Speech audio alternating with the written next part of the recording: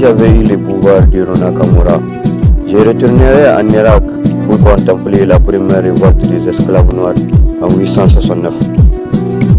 Je retournerai aussi en 1816 pour contempler l'engagement de la révolution de Bolivar au moment où il fut épaulé par le général Poution pour qu'en échange il libère tous les esclaves du pays Kwaki et libérés au nom d'Haïti. Je retournerai aussi à la bataille d'Adoua pour contempler le courage de l'Éthiopie face à l'Italie chassée par les rois.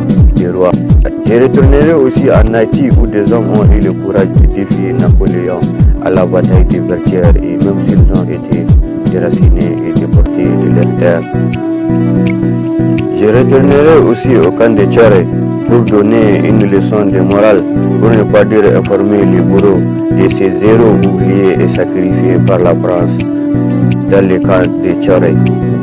Que ces tirailleurs sénégalais sont des héros qui méritent d'être traités avec tous les honneurs de la France.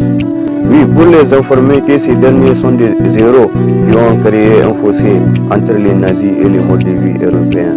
Pour les informer que ces derniers sont des braves soldats qui ont créé un fossé entre la fureur d'Hitler et la force qu'a éprouvée le général de Gaulle lors de son appel à la résistance.